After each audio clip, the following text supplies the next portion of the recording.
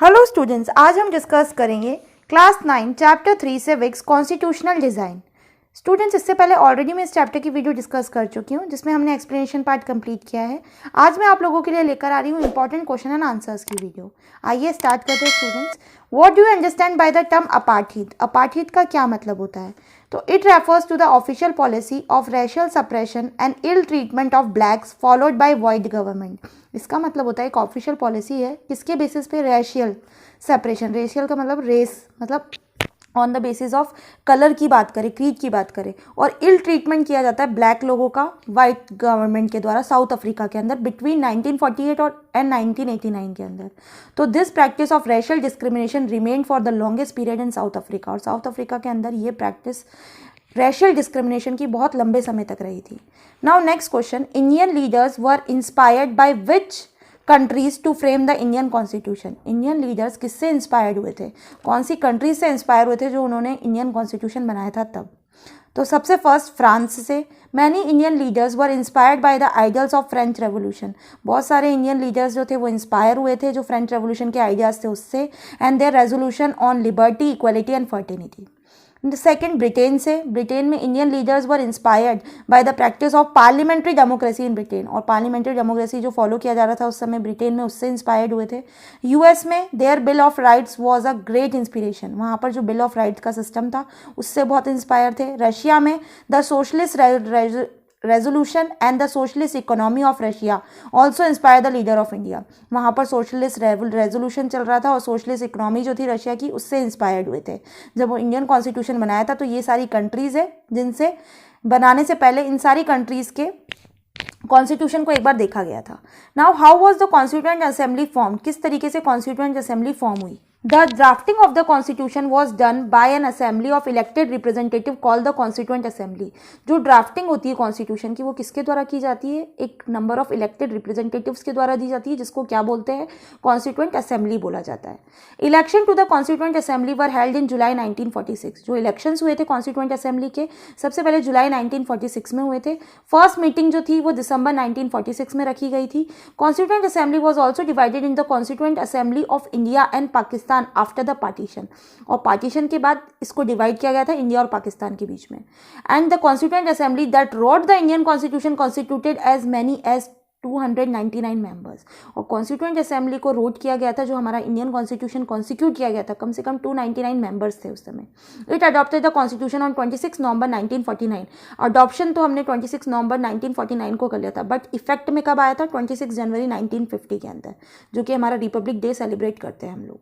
Now next question, write a short note on the main feature of the preamble of Indian constitution. जो preamble है Indian constitution का उसके main features बताइए क्या क्या है। तो we the people of India, सबसे पहला हम लोग हैं इंडिया, पीपल है इंडिया के।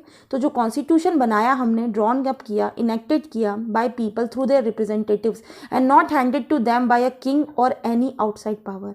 हम किसी किंग का रूल नहीं चाहेंगे, हम डेमोक्रेटिक कंट्री चाहेंगे और कोई आउटसाइड पावर हमें रूल ना करे।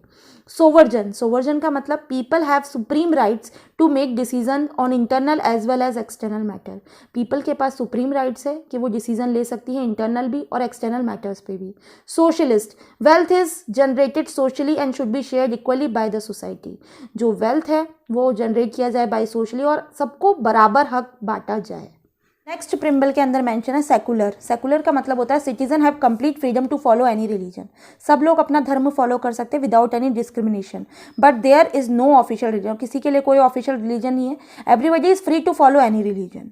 Now democratic, form of government where people enjoy equal political rights, elect their rules and hold them accountable। ऐसी गवर्नमेंट जहाँ पर लोग अपने राइट्स को enjoy कर सके और इक्वल रिप्रेजेंटेशन कर सके और अकाउंटेबल हो गवर्नमेंट को। Republic, the head of the state is an elected person and is not a hereditary position. जो हेड ऑफ स्टेट का वो इलेक्टेड पर्सन हो, ना कि हेरिडिटरी पोजीशन हो। Justice, citizen can not be discriminated on the grounds of caste, religion और gender. Citizens को किसी भी तरीके का डिस्क्रिमिनेशन फेस ना करना पड़े on the basis of caste, religion और gender. Liberty, there are no unreasonable restriction on the citizen about what they think, how they wish to express their thoughts and the way they wish to follow up their thoughts and action. Liberty का मतलब होता है free, तो एक freedom मिले अपने आप में थिंक करने की, सोचने की क्षमता रहे, विश जो वो करना चाहते हैं, जो थॉट्स वो लाना चाहते हैं और जो फॉलोअप करना चाहते हैं अपने थॉट्स और एक्शन को, वो आसानी से कर सके। Equality, all are equal before the law, कानून के साथ तब सभी लोग बराबर हैं, तो गवर्नमेंट इंश्योर करे इक्वल अपॉर्चुनिटी फॉर ऑल।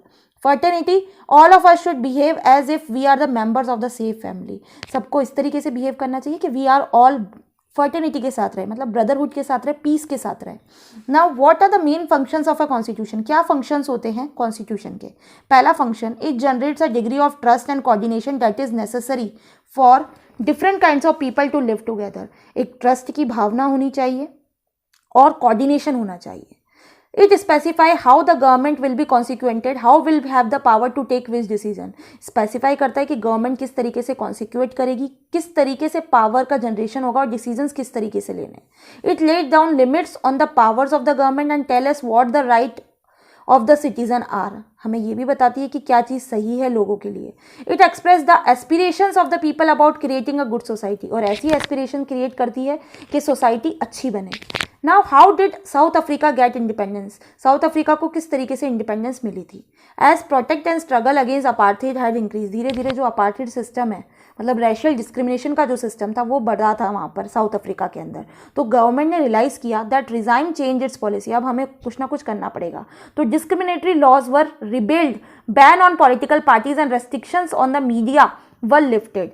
अब धीरे धीरे जो डिस्क्रिमिनेशन होने लगा था, डिस्क्रिमिनेटरी देखा गया लॉज पे, वो भी बहुत ज़्यादा बढ़ गया था, बैन कर दी गई थी सारी पॉलिटिकल पार्टीज, रेस्ट्रिक्शंस लगा दिए गए थे मीडिया पर।